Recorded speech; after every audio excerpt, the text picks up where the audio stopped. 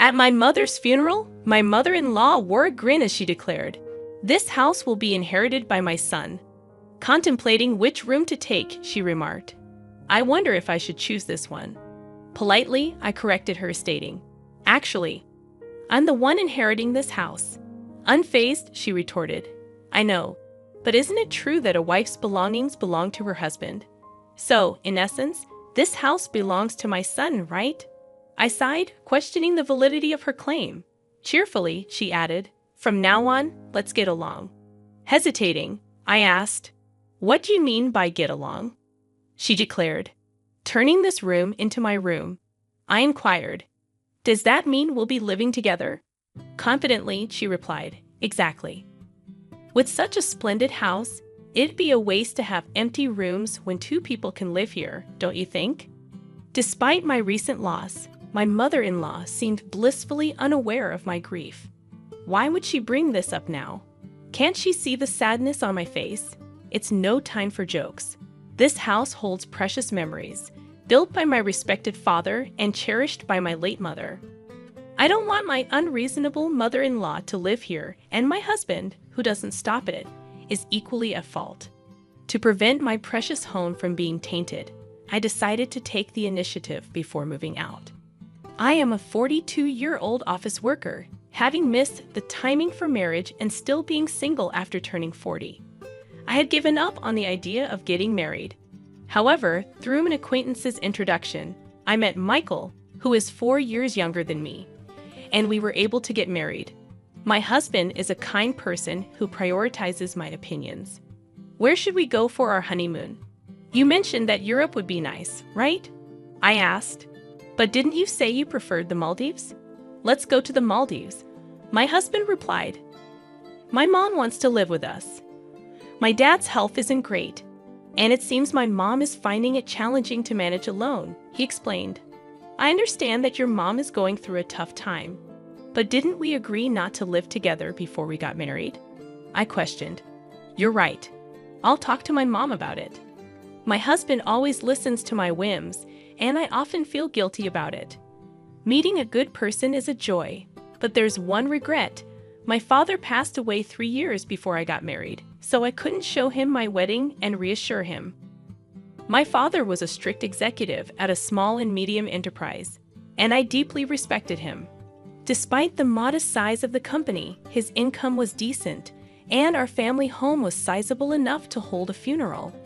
As I began working as an office employee, I gained a deeper understanding of the challenges of work, which only increased my admiration for my father. And then 2 years after our marriage, my mother also passed away. Even my mom, my husband asked, "Are you okay? Shouldn't you take a break in the back room?" Funerals are generally less commonly held at home, but my mother's funeral was conducted at home. During my mother's funeral, he always looked out for me. Truly, I was fortunate to have met such a good husband. That's when my mother-in-law, Nancy, arrived. "My deepest condolences. I sincerely sympathize with you," I replied. "Thank you." I hadn't lived together with my mother-in-law, and our interactions had been limited, maintaining a reasonable distance. However, it was during my mother's funeral that I glimpsed her true nature. Following the funeral, my mother-in-law approached me. While it was not uncommon for her to seek me out, her expression carried an oddly gleeful tone. "We greatly appreciate your assistance during this funeral. Thanks to you, we were able to smoothly complete the ceremony," she expressed appreciatively. Then, abruptly, she added, "The funeral is over now. Isn't it enough with the formalities?" I was taken aback, thinking she was initially trying to be considerate of my grief, but it soon became evident that wasn't the case. Commenting on the splendid house my parents had, I replied, "Wait a moment." Undeterred, she boldly walked into the depths of the house. I protested, "Oh, Mom, this is inconvenient. Some areas are messy." Dismissing my concerns, she declared, "Don't fuss over details. More importantly, this house will be inherited by my son. I wonder if I should take this room." Hesitating, I tried to clarify, "Mom, actually, I'm the one inheriting this house." Smirking, she responded, "I know your parents didn't have any other children, right? And isn't a wife's belongings her husband's? So, in essence, this house belongs to my son, doesn't it? I sighed, questioning the validity of her claim. Cheerfully, she added, "From now on, let's get along." My hesitation prompted her to confidently declare, "I mean turning this room into my room." Concerned, I asked, "Does that mean we'll be living together?" Without hesitation, she replied, "Exactly. I've decided with such a splendid house, it'd be a waste to have empty rooms when two people can live here. Finally, I won't have to take care of my husband all by myself." Unfortunately, my mother had recently passed away, and yet my mother-in-law was making such statements. I became increasingly angered, wondering why she would joke around at a time like this. Just as my conversation with my mother-in-law seemed to catch my husband's attention, he intervened. "Mom, what are you saying? This isn't the right time for such discussions," he scolded. Undeterred, my mother-in-law retorted, "Why make such a fuss?" Firmly, my husband insisted, "Just leave." He escorted her out of the house, apologizing, "Sorry, my mom can be unreasonable." Grateful for my dependable husband, I replied, "It's fine. Thanks to you for handling it." Yet, in the days that followed, I would come to realize that my husband's perspective on scolding my mother-in-law was subtly different from my own. 10 days after my mother's funeral, as things settled down a bit, we decided to discuss the fate of my family home. Unexpectedly, my husband made a proposal. "This apartment is cramped. Shouldn't we move back to my parents' house?" I suggested. Agreeing, he added, "Yeah, you're right. With more belongings and the possibility of having kids, it's better than squeezing into this tiny apartment." Then, hesitantly, he concluded, "Well then, we should start preparing for the move." I had a pressing matter to discuss about the move. "What's the matter?" I inquired. He hesitated before revealing. Considering the spacious house and all the empty rooms, I thought maybe my parents could move in with us. Stunned, I questioned, "Are you suggesting we live together?" Recently, I've noticed a change in my husband. Despite thinking he prioritized my opinions, I now wonder if he's merely a yes man or even a pushover. His compliance with my mother-in-law's requests and his suggestion of living together make me question his true stance. Despite my repeated objections to cohabitation, he persists, seemingly prioritizing her over me. "Haven't I said it repeatedly? We won't live together," I remind him. He responds, "But Mom keeps insisting on it." I counter, "During the funeral, you scolded her, didn't you? You stood up for me and opposed cohabitation." He admits, "Yes, I was upset about her barging into the house. But that doesn't mean I'm entirely against living together. I just thought such an important decision shouldn't be made casually in that setting." It was decisive. Despite nodding in agreement with my stance, he seems more inclined towards my mother-in-law. Moreover, he avoids making definitive decisions, maintaining a certain distance, perhaps unconsciously believing he remains neutral. People like him can be tricky, convincing themselves of their neutrality and decision-making abilities. It's frustrating. I oppose living with someone who barged into my parents' house on the day of the funeral and suggested living in a particular room. I won't change my stance. "Please convey this to your mom," I insist. He responds, "Why? You seem really bothered by it." "Fine, I'll let her know." While I had mentally prepared for the possibility of living with my in-laws when we got married, witnessing my mother-in-law's behavior during my mother's funeral changed my perspective. Living together in the cherished home my father built is now unthinkable, especially considering my husband's lack of assertiveness. When he conveyed my opposition to cohabitation, my mother-in-law directly protested by calling me. "Why are you opposing cohabitation when there's such a spacious house? You're Michael's wife now, and his father and I are your parents, right? Why such strong opposition to living together with us?" I reiterated my decline for cohabitation, explaining my husband's mobility issues and the challenges I face alone. She accused me of abandoning them, prompting me to remind her of the reasons my husband had shared. Despite feeling sorry for my father-in-law's health, I can't ignore the possibility of everything related to him being pushed onto me if we were to live together. If we consider cohabitation a significant improvement in my husband and mother-in-law's mindset is a non-negotiable requirement. A few days after my mother-in-law labeled me heartless, my husband surprised me by rearranging the living room, moving furniture around to create space. Intrigued, I asked, "What are you doing? Is this for storing moving boxes?" He responded, "No. I'm planning to make space for 2 beds here." The mention of 2 beds filled me with dread, and cautiously, I asked, "Are your parents coming to stay?" To my dismay, he replied, "No, they're moving in today, even before the actual move." The realization hit me despite my objections. My husband and mother-in-law were forcing cohabitation upon me. Why is this happening? I questioned, feeling a growing sense of frustration. He explained their lease is up, so we decided they'd move here without renewing it. It'll be cramped for 4 people, but we're moving soon, right?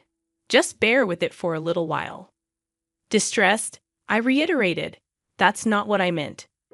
Why is cohabitation even on the table? I've said it before. I don't want to live with someone who barged into my parents' house on the day of the funeral and suggested living in this room. I'll make sure to talk to Mom. He responded, "We'll be living together from now on, so please get along." Annoyed, I questioned, "Why do you prioritize everything your mom says?"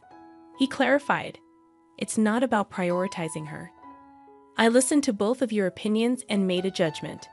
However, my husband, often a yes man when it came to my mother-in-law, seemed to have fallen for her cohabitation strategy. Unwittingly swayed by her, he believed he was making independent judgments. I used to see him as kind, but when paired with my mother-in-law, he became a handful, forcing me into cohabitation with my in-laws. As we welcomed my in-laws into our cramped apartment, my mother-in-law began complaining about the living conditions. Apologizing for the sudden addition of 2 elderly people, I assured them we would endure until the move. However, my father-in-law, Tony, seemed polite, and it appeared he wouldn't be problematic. But subtle signs indicated he was following my mother-in-law's lead, becoming another yes man. Days later, my mother-in-law requested an errand to buy a medicated patch. Frustrated, I wondered why she made decisions without involving me in the conversation. Minor as it was, it raised concerns about potential future impositions. Living together seemed unsustainable. With my in-laws preparing for their move to my parents' home, I decided to take preemptive action. As my mother-in-law expressed excitement about moving to the spacious house, I initiated behind-the-scenes preparations determined to protect my parents' home. After about 10 uneventful days, I revealed my decision to renounce my inheritance. Handing over the official court approval, I explained, "That house holds immense sentimental value. I couldn't bear the thought of you living there, so I decided to let go of the house, preserving it as a beautiful memory in my heart." My mother-in-law scolded, "What madness possessed you?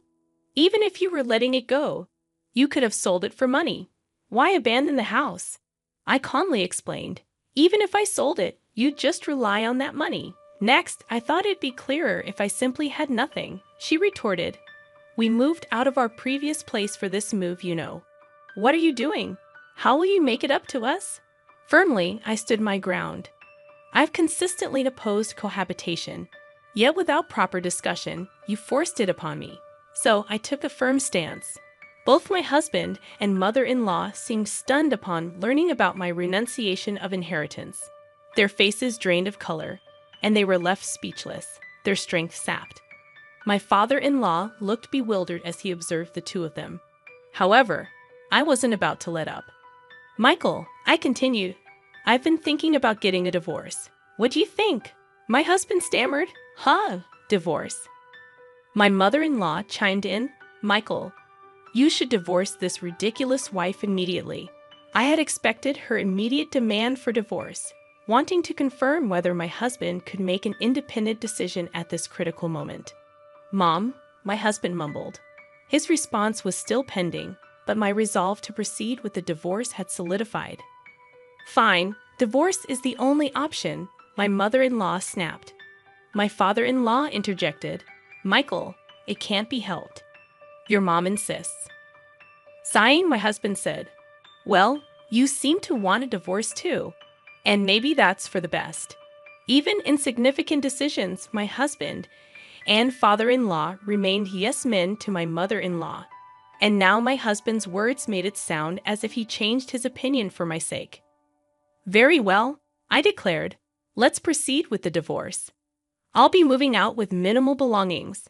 I spent the night at a budget hotel. Urgent matters awaited the next day, so I took half a day off work and headed back to the courthouse. A few days later, my mother-in-law called me, demanding answers. What's going on? It seems that house is becoming yours. Why the sudden outburst? Did you find out through the estate division process? Yes, that house belongs to me. You forged documents and deceived us. I calmly refuted. Why would I forge documents meant for court submission? Those are genuine. Then why is the house becoming yours when you were supposed to renounce the inheritance? I explained. Well, right after that, I promptly withdrew the application.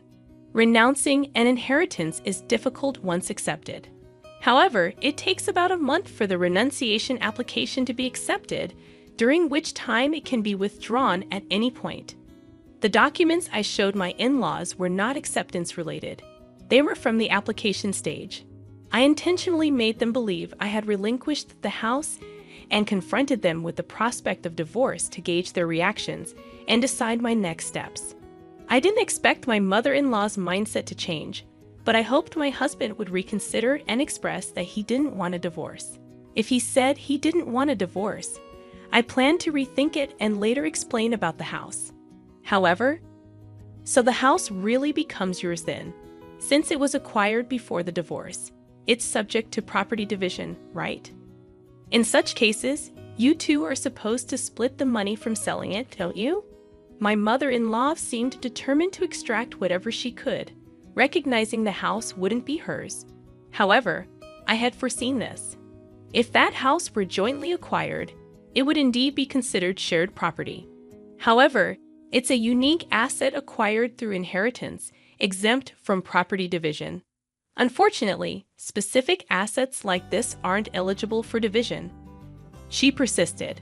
What about the money that would come to Michael through property division? I calmly responded. We'd only been married for a few years, so there's hardly anything substantial. Maybe just the car, although there's still an outstanding loan on it.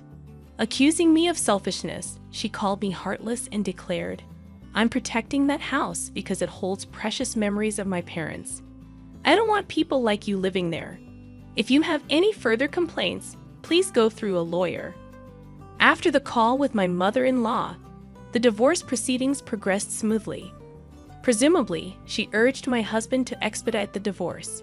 Regardless, the divorce was finalized, and I was free from the burden of dealing with my in-laws. I felt a sense of relief, as if I had successfully shielded my father's home from harm. After I moved out, my former in-laws spent some time in the apartment where my ex-husband and I used to live. Despite one less person, the small space likely felt cramped. My former mother-in-law explored new housing options, but their age posed challenges in passing rental application screenings. Consequently, my ex-husband opted to rent a smaller single-family home for them. Although it's smaller, being a house, the rent is likely higher than the apartment. He also assumed the responsibility of supporting his parents. My ex-husband faces a challenging life ahead. Initially excited about moving into the large house my father left behind, my former mother-in-law now settles for a considerably smaller home, likely leaving her disappointed. As for me, I've embarked on a new chapter in the house my parents left me. It radiates warmth, as if my parents are still present. If you enjoyed this story, consider subscribing to the channel. Until next time,